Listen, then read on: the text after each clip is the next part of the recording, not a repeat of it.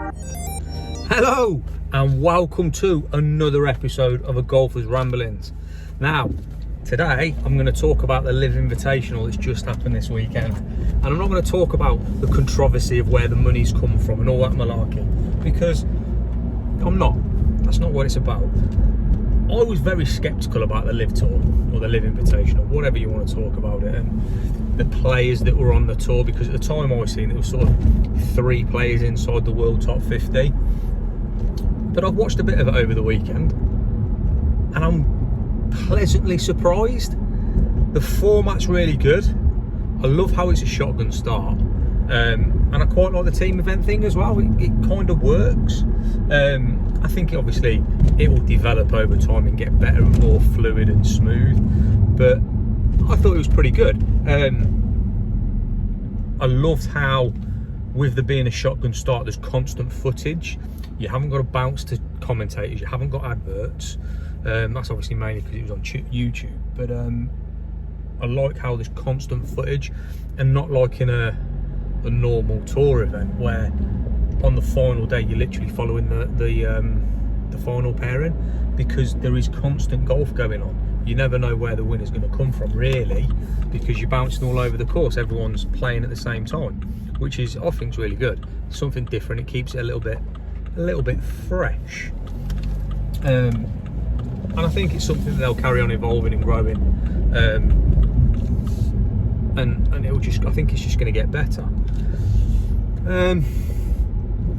So what I don't understand is whether it will continue to be on YouTube.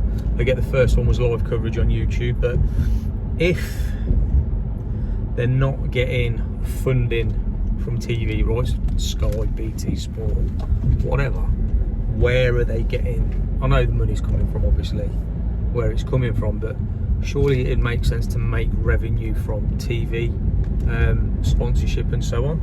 Now, whether Sky or BT agree with where the money's coming from, they will still want to be involved. That's just a fact. Yeah, I thought it was a really good event. I think it's going to get better. I think more and more players, higher caliber players as well, are going to jump ship and move across. Absolutely. And I think, oh Jesus Christ, that's a big ass lorry on this little road. I think you're going to get players like, I think Tommy Fleetwood is going to be one that jumps ship.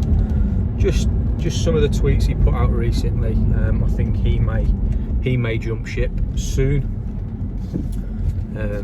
which would be nice to see. It'll be nice to see a better field, if you like, because whilst it was exciting, whilst it was fun, there weren't some great, fair play to Charles Schwarzer, or however you say it, winning the inaugural, and he played well, but when you look at Rory and Justin Rose in the PGA on Sunday, some crazy scores, crazy scores. And I think the bigger players will slowly start filtering across, for sure. Do I agree with the PGA suspending them?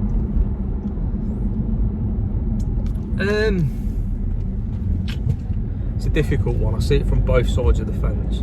So as a player, you're self-employed and you're going to want to earn the most money you can earn, and you're going to follow that money. If that means playing on the LIV Tour, so be it. And then there's the PGA as an employer. If I went to work for another company, my current company that I'm leaving would not then say, I'll pop back every other weekend if you want to do a bit of overtime.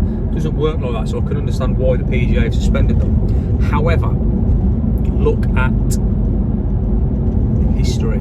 So anybody that starts on the European Tour, Poulter, Westwood, John Ram, join the PGA. Why do they join the PGA? Why the American PGA? To earn more money. So why can't they then move across to the LIV to earn more money and play on the other 2 tours like they have been all the way through their careers? So I think Poulter's been quite public in saying he will be uncontested his suspension. He's played on the European Tour and the PGA Tour for numerous years with no issue. So why add a penalty and now he's adding a third touring? I think it's a little bit naughty in that respect. Dustin Johnson's not bothered. He's basically said, I want to play less golf for more money because I get more time with my family. Pat Perez, very much the same. He wants to play less golf. He's playing less golf.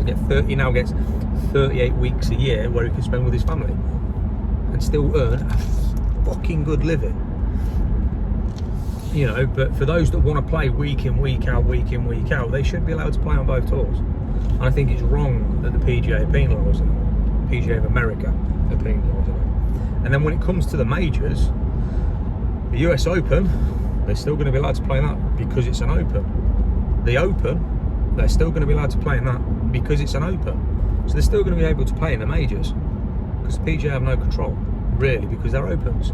I think the Masters may be different because it's a closed event. But yeah, I think the rest of them, fair game. And obviously the Ryder Cup, obviously the PGA will put pay to the Americans. I don't know where the European stand is on that, so we'll have to wait and see. But the event on the whole, I thought worked. I thought the format worked. I thought the footage was good. I like the graphics. I like how they keep you entertained, keep you engaged. Sorry. I think a couple of things they need to work on, which realistically should have been boxed off considering the money that's involved. I think the sound quality needed a little bit of tweaking. There was issues with some of the sound across the period of time, across the 3 days. I also think they need to really work on the commentators. They weren't the greatest. But other than that, I think they've got a good starting block for something that could be really good. You know, I think it works, and I think it will grow. I genuinely think it's going to grow. I like the format of 54 holes, not 72. I'm not sure about it finishing on Saturday. I think Friday, Saturday, Sunday would potentially be better, rather than Thursday, Friday, Saturday. But again, I can see why. You know, gives them a day to get back to the family, ready for the start of the week. I just think the potential's there to be a really good tour. That's just my views, that's my opinions on it. Do I think LIV Golf have got it right? I think they absolutely have. Watch this space. I think it's going to grow and grow and grow. So yeah, guys, let me know your opinions down below, however controversial they may be, whether you agree with me or whether you don't agree with me. You know, everyone's got opinions and they're not always going to match. But guys, thanks for watching. Take care, and I'll see you again next week.